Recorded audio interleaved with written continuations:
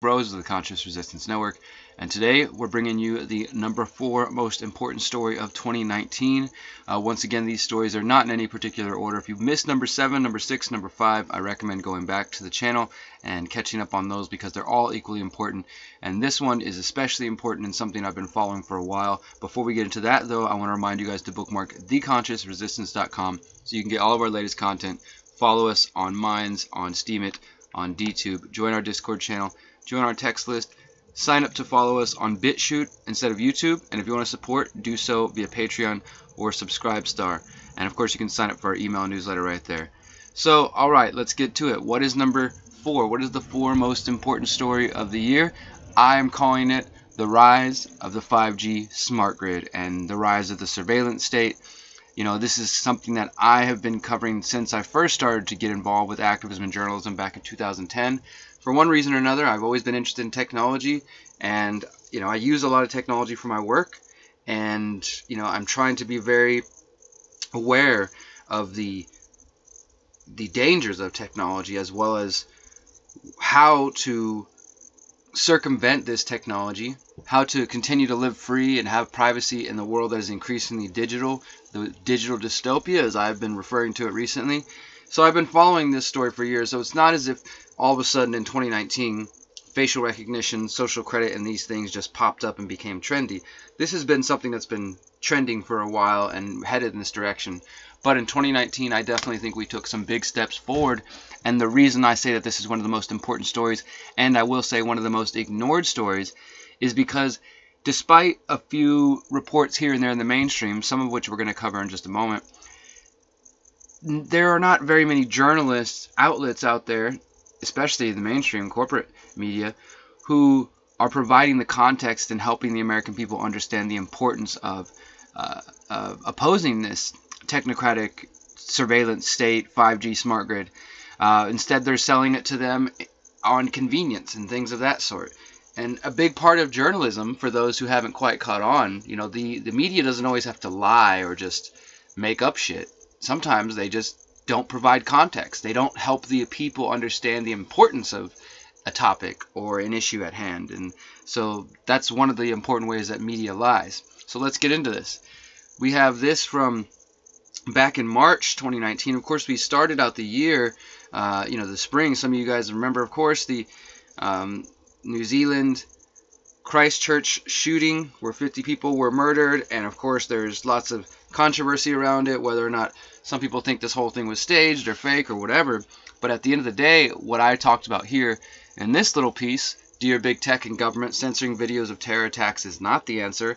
Talking about how more than all these different outlets were calling for censoring the video because the shooter in Christchurch, of course, he live streamed it on Facebook. Now, I'm not saying this is anything you necessarily even want to see, but the point is when we're at the time and place where information can be deleted offline, and I will say even deleted off alternative platforms like BitChute, for those who don't remember, who didn't pay attention at the time, even the New Zealand shooter thing was deleted off BitChute, and it was even taken off the Steam blockchain. I will say that. It wasn't even just downvoted, it was taken off. So even some of the alternative websites that claim to, be censorship proof, censored this video. It was a big test, I think, to see how people would respond. Now, of course, you were still able to find it and download it. I downloaded it. I watched it. I know a lot of people analyzed it. But as I talk in here is just basically saying that, like, this is not the answer. Censorship's never the answer. And as the nonprofit the Electronic Frontier Foundation notes, these type of practices often expand to silence legitimate voices. Quote, "It's understandable to call for more aggressive moderation policies in the face of horrifying crimes. Unfortunately, history has shown that those proposals frequently backfire. When platforms were over-censor, they often disproportionately silence the speech of their most vulnerable, at-risk users."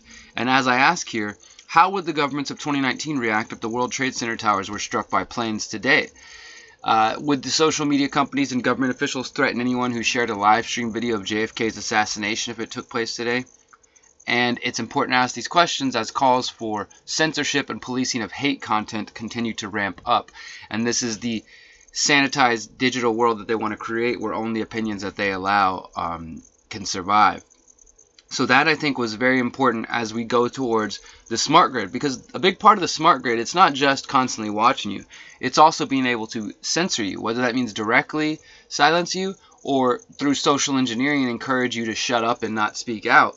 And we're seeing more and more of that. We also have a situation kind of similar where the Ukraine whistleblower, even saying his name, will get your YouTube video deleted or get your your video taken down off certain sites. And that's a dangerous point, but that's a part of the future smart grid. Things that are not to be spoken of can't even be talked about in any sort of sensible manner without them shutting you down. Now let's move forward as far as 5G goes. Back in March also, I wrote this piece here. California mayor admits local government has lost control of the 5G rollout. Now, as I have been trying to show you guys and share with you throughout the last year with my 5G investigation and with my upcoming documentary, 5G is not just about cell phones. It's not just about Wi-Fi. It's not just about that. This is a complete corporate takeover, completion of the corporate takeover, because the corporatism already exists with the telecom lobbies. The attorneys from the industry are the ones who supposedly regulate the agency. Not that I'm really even for government regulation, but I'm just saying in this case it's total corporatism, total statism, and the people are being screwed over in town by town, city by city, state by state. And this is happening on the local level, the state level, and of course the federal level, as we'll point out in just a moment. But I thought this was really important, and I decided to highlight this, how this town, Danville, California, a very small town, Danville Town Council, voted 4-1 to block a permit for a single cell site back in March. Now, I don't know what the status of is since then. I should definitely check up and see how they've been doing, if they're still fighting this or what. But I thought it was just extremely awesome how this city attorney and the mayor chose to be very open with their people and straight up just say, like, we've lost control. And, it's just, I don't know, it's kind of disheartening, but also I think a part of me is thankful that they're willing to speak up and make it clear to their people that they're being run over and that they, do not have power anymore. The Danville Town Council, of course, voting to deny this land use permit. Mayor Robert Storrs saying, quote, "We've made a lot of difficult decisions over the years, and this one is right up there in my top 3. But that is exactly why somebody elects us to do the right things. We've lost local control, and this says, you know what, this being the vote against the cell site, you know what, we're sick of this, and we're not just going to sit here and be bowled over. We say no, we play our cards out, we've been in lawsuits before." So that's exactly what they did, is they opened themselves up to lawsuits. But I mean, it's just a real powerful statement of admitting to his constituents, we've lost local control, they're taking over. And how is that happening? Well, you have Donald Trump to thank for that, as well as, the telecoms.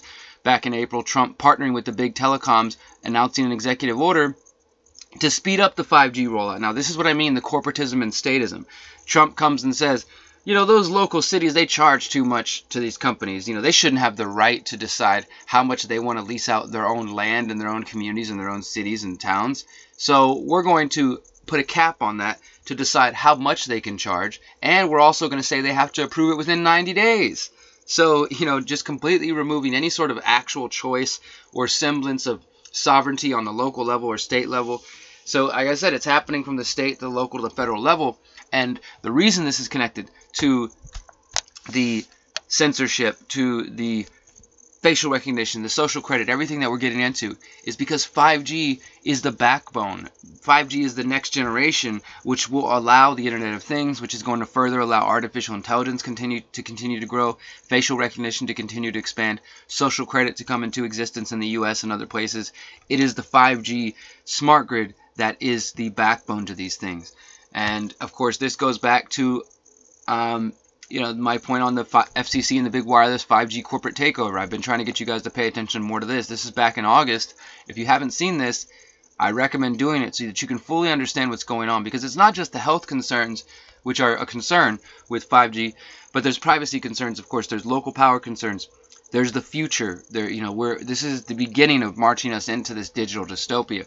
And the FCC and Donald Trump are helping make it happen. And this goes back to, though, last October when I first started researching this in 2018, when the FCC's ruling gives federal government control of 5G rollout. And thankfully, this was shared about 34,000 times, or seen 34,000 times on our site alone, and who knows how many other people saw it elsewhere.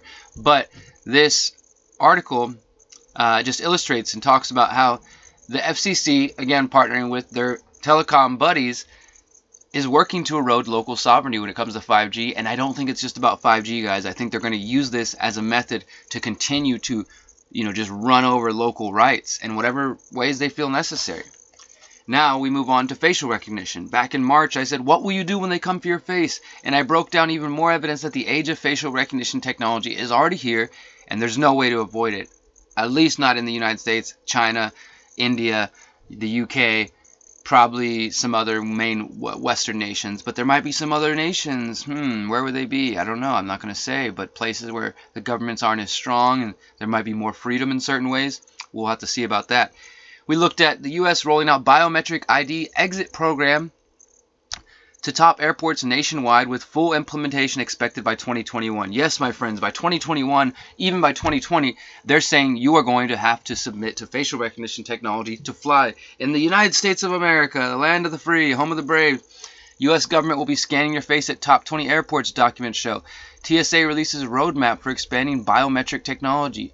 Lawsuits challenge facial recognition at airport, and it goes on and on. And this is, again, facial recognition is a huge, big, gigantic part of it. We also look at this one, June 5th, not just some crazy YouTuber, but Georgetown University, their Law Center on Privacy and Technology, put out a report called America Under Watch, Face Surveillance in the U.S., which is an amazing report, and I highly recommend checking it out. You can see it at americaunderwatch.com. And they're calling for a moratorium on facial recognition technology because these experts in privacy and technology realize where we're going and what's happening, and nobody's fucking listening, and it's just driving me crazy. I mean, I'm thankful that, okay, cool, it's not just me, some crazy guy on YouTube talking about these things. There are experts in privacy and technology talking about this, and I think anybody paying attention can see the dangers. But you didn't see any mainstream reports about this. You didn't see any mainstream talking about it because, again, they don't want people to realize what's happening. So they either are silent or they simply don't provide context. Now, we also have this one I put out back in April. Here's how the social credit score comes to the U.S. And I explain how a system similar to Chinese social credit system is already sort of in the United States, but definitely coming to the United States. And what I was suggesting here is that because of things like censorship, people using the internet to broadcast, murders and things of that, the alleged interference with the elections, with all these different things, and the spread of disinformation and fake news, there are people calling for, both left and the right, who are misguided, who are calling for regulation of the internet and calling for... Now, I'm not saying that these tech companies shouldn't be, that we don't need to do something. I'm just saying that putting them in charge of the government in charge of them, when the government already funded and seed funded Google, Facebook, aka LifeLog, we already have the tangential connections between government funding, DARPA, and things like that, CIA, venture firm, NQTel, and some of the big tech companies, putting them even further into the pockets and, in relationship with the government isn't the answer. But that's what's going to happen. People are going to call for it. People are going to push for it. People are going to call for censoring of the internet. And that's going to help bring together the integration along with 5G of all of these systems so that your digital ID, what they're calling digital ID 2020, which we talked about in the vaccine story recently, can lock you out of the internet, can lock you out of all life, essentially.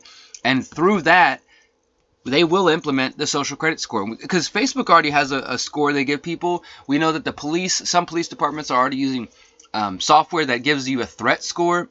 So it's already being put in place piecemeal, individually, but it's going to come together fully integrated very soon. And I think 2020 is probably going to be the year where it really starts to come into fruition and people finally see it in the United States.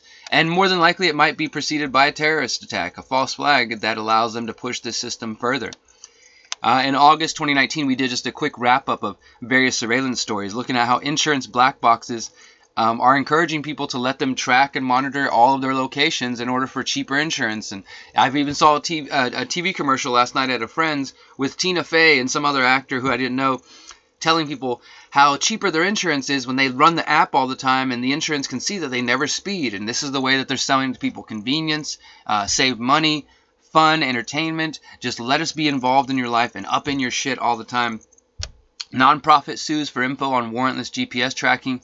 Communities across the country are rejecting automatic license plate readers. Congress to consider moratorium on facial recognition. It never went anywhere. Facial recognition, 10 reasons you should be worried. It's rampant. The implications are chilling. Facial recognition technology falsely identifies 26 California legislators. 10th Amendment Center facial recognition law enforcement misleads as public debate rages on. And senators talking about the dangers of interconnected cars, autonomous vehicles. That was all just in August, guys. And I mean, this is, if you pay attention, if you look for it, you can find this information. It's available. But as I said, there's not really anybody who's bringing it all together and tying it together to make sure that people understand how important the stories are. So we've covered a little bit of 5G. We've covered some censorship of the internet. We've talked about facial recognition and how that's going to relate to the social credit system and the 5G smart grid. And another part of this, and this report we did last September, so going back a little bit further into 2018, you can remember that China and Google are working together. Google's working to build the search engine, censored search engine for China called Project Maven. And we talk about what this means for the United States. And as you can see in this one, Washington Post, this third article, former Google chief predicts internet will split by Chinese web and American web. That's kind of propaganda saying that, the American one is going to be better than the Chinese one. Maybe in some ways, but for the most part, they're going to be all monitored and surveyed. And this Intercept story at the top here, Google suppresses memo revealing plans to closely track search users in China. The final article down here, Activist Post, Apple is now giving people trust scores based on their calls and emails. So see, the private companies are already doing the credit score system for their own individual purposes. But what happens once integration with the government comes further along? And even if that never takes place, let's imagine that the government and the big tech companies stay separate. Well, we still have private companies that are rich as fuck and control most of the world, and that most of us use voluntarily, and giant megalithic governments who have similar capabilities. So even if there is no full integration, you end up with two different entities, private corporations who are funded by the U.S. government, and governments and law enforcement who have access to this type of technology, and it's not going to end up good for the people. I also talked about this last year, how China is helping governments of the world build their own surveillance states, and we talked about how they're helping in Venezuela build social credit system, and it's just expanding further and further and further. And as I talked about, the United States is not immune from this influence. They're building their own social credit systems over here, and they will continue to. We can also see this, which I will recommend. This is where I'm going to wrap things up. This is a documentary I put out last September. I imagine many of you have never heard of this. If you look like all my documentaries, here's the full transcript, the sources for everything I say in this documentary. But this one is focused on the surveillance state and what happened after 9/11. It's only about 20-25 minutes long. I highly recommend it to get a bigger picture. And of course, if you want the full picture of where this is headed, then I encourage you to invest in my documentary, The 5G Trojan Horse, which will be out in January 2020. And this is going to be a big picture documentary that will look at what is 5G, all the concerns around 5G, as well as how 5G and the 5G smart grid relates to the bigger picture that we just described here: facial recognition, social credit, technocracy, control, domination. So if you want to support me and make sure that I can pay my editor and maybe even eat while I'm writing and editing and working on this documentary, please consider a one-time donation to our Invest in the 5G Trojan Horse documentary crowdfunding campaign. And that's where we're going to leave it for now, guys. This is number 5. I've got, we had number 6, number 7, number 6, number 5. This is number 4. We have one more coming today that I'm going to release, and we're going to continue to do this as we count down the end of 2019, looking at the top 7 most important stories that I think are being ignored by the mainstream media, and even in some cases by the independent media. Is there a solution to this? I'm working on it. I'm trying to come up with ideas. My book, which will be out in January 2020 as well, is called How to Opt Out of the Technocratic State. And it's about how to opt out, how to avoid all the things that we just discussed. And I'll say this, here's a spoiler alert. It's not easy. It takes effort. It's going to involve lifestyle changes, and it might even involve, quote unquote, sacrificing things that you become accustomed to. And if that doesn't sound like something that you're willing to do, well, guess what? You're fucked, because you're going to continue to march right into that facial recognition, Google, FaceCrook, YouTube, Technopoly world, digital dystopia, where everything you do is monitored. It's going to be completely integrated, and it's going to be so convenient and so awesome to have all these great technologies up from the movies that we all wanted. And I wish that I could embrace them and be happy about it. But instead, we have a bunch of tyrannical fucks who are running the world, psychopaths, the psychopath parasite class, and in their hands, the technology will not do good. It will do harm. But if we can get it out of their hands and use technology to push back against them as well as to free the people, then it can be something beautiful. Unfortunately, I don't see enough people standing up to make that a reality, and so I don't have much hope. But that's where we're going to leave it for now, guys. Thank you so much for following. Again, if you want to make an investment into our documentary, please consider doing so. And until next time, remember, you are powerful, you are beautiful, and you are free. Peace.